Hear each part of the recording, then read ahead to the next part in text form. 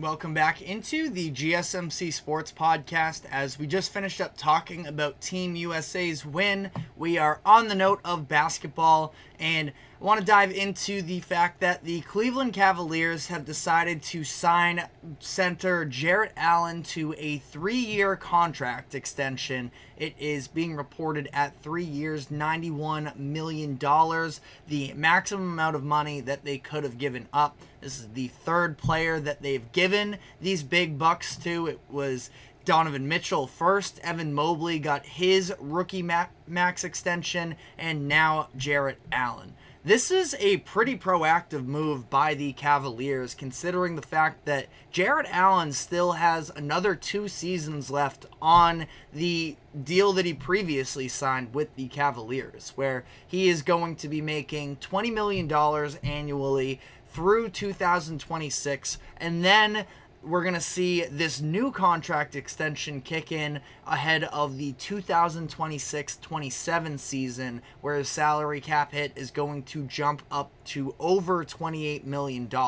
And I think that this is the right move for the Cavaliers. I've been pretty vocal before that I do think ultimately they're going to have to make some changes to their roster, that I don't necessarily love the current construction of their team with the Garland and Mitchell combination in the backcourt and the Allen and Mobley combination in the front court. But regardless, even if I don't think that the fit is right, every single one of those players is a positive impact player, and I don't think that any one of them is going to ever become a negative asset for the Cavaliers. And Jarrett Allen, I think, has been sort of criminally underrated up to this point in his career.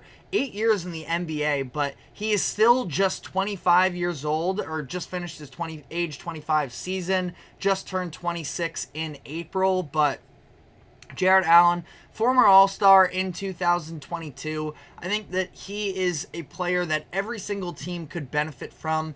I feel like he's in that similar conversation to Bam Adebayo, who I was just praising in the last segment. Now, he doesn't necessarily, I would say, have quite as much of an upside in terms of range for Jarrett Allen moving forward, but at the same time, who knows? He's been above 70% from the free throw line for the majority of his career. Shot 74% last season. So who knows? Maybe he can extend it even a little bit more to that, those push shots, those short mid-ranges that could add a little bit more. But that's why I struggle a little bit with the combination of him and Mobley. I do think that Mobley could definitely have some upside in terms of adding range to his game. One of them almost have to at this point if they're going to continue to play alongside one another. But again, even if I don't necessarily love that pairing, I don't think that either one of them are going to be players that you can't trade or going to become negative assets where you have to attach others on top of them. We've seen a number of these deals over the course of the past few years, of these massive deals that seem impossible to move, and that's just never going to happen because Cleveland, again, you understand that there is a lot of talent with what the Cavaliers currently have. The fit is just a little bit of the complication there. But last season, we did see Jarrett Allen average a career high in points per game at 16.5. He's been a perennial, stud defender. Still waiting on him to get his first selection as an all-defensive player at the end of these seasons. But again, it also, the fact that he is sort of sharing the court with Evan Mobley. Mobley took a lot of those votes from him in the 2022-23 season. So I think that, again, ultimately, the Cavaliers, they have a bright future in terms of the fact that they've acquired all of this talent. They have them all under contract, and they, in my opinion, are going to have a lot of flexibility moving forward here. Now, they just made a change at head coach this offseason, and maybe that's where we can see, a new a new layer come into all of that. They hire Kenny Atkinson, who I think was a little bit scapegoated during his time as the head coach in Brooklyn, has spent the past few years with the Golden State Warriors as a top assistant there. So Atkinson gets his second chance of being an NBA head coach, and I'm definitely high on that.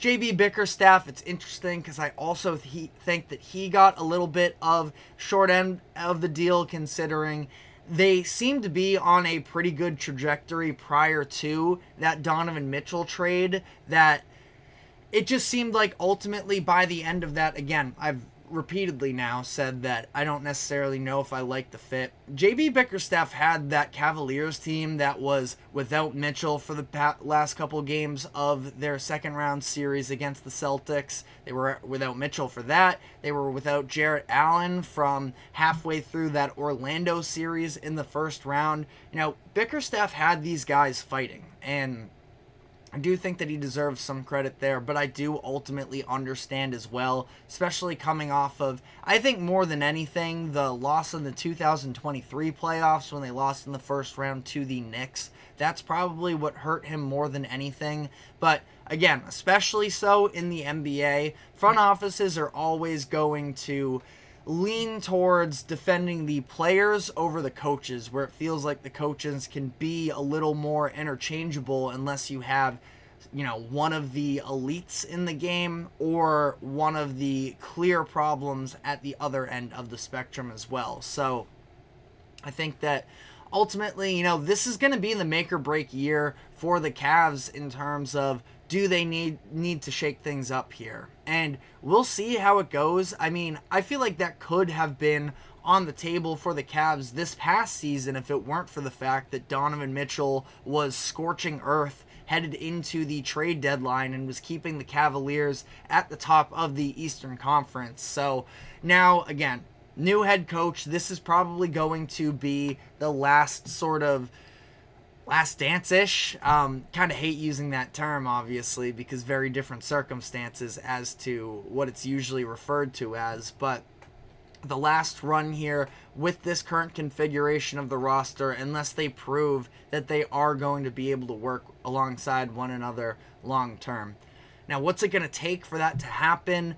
I do feel like there is some degree that if Donovan Mitchell, and he is an unbelievable player in that top 15, and we see him have the performances that he did at the end of their first round series against the Magic. I want to say he was something like 81 points combined in that atmosphere, at least between games 6 and 7 against the Magic in the playoffs this past year, that he can be the takeover guy at any time. But I do wonder if there's a way for him to take a slight step back to allow Darius Garland to be a little bit more of a creator himself, because it seems like the two of them just sort of butt heads, not from a personality standpoint, but in terms of getting in the way of one another, having the best possible looks that you would prefer them to be set up with. So I don't know. Again, I don't think that there is an easy fix, and ultimately I feel like this is probably heading towards some type of a trade. I would kind of imagine that Jarrett Allen would be the first guy to go out of Cleveland, if not Darius Garland, that they would probably prefer to build around Donovan Mitchell and Evan Mobley if possible. But again, there are definitely layers to that conversation as well, because Mobley, as much as I do believe in the upside with him, Jarrett Allen is more of a win-now player that maybe they try and get. You could probably get a larger return ultimately for Evan Mobley as opposed to Jarrett Allen, especially teams are going to see what Mobley was able to do during that stretch of the postseason where Allen was out, and we saw a little bit more creation and involvement from Evan Mobley offensively. I feel like when they made all of these moves, it sort of stunted the growth of Evan Mobley from an offensive perspective. He's still able to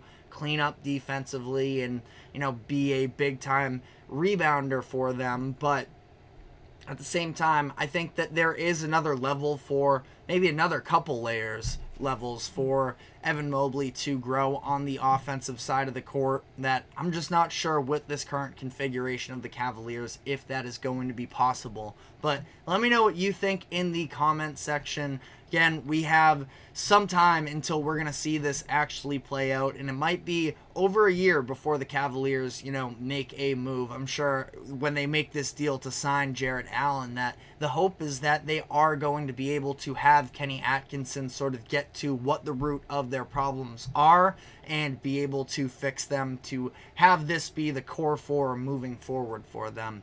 But again, let me know what you think in the comments section. But we're going to be taking our next break here, and when we come back on the other side, we're going to be continuing on with our season previews for all 32 NFL teams. Today we have the defending champion Kansas City Chiefs. So we'll be breaking down what their chances are of being the first team in NFL history during the Super Bowl era to win 3 straight championships, and all of the different off-season acquisitions and losses that are going to shape their season. So we will dive into that, but first, a quick break. Don't go anywhere. We will be right back.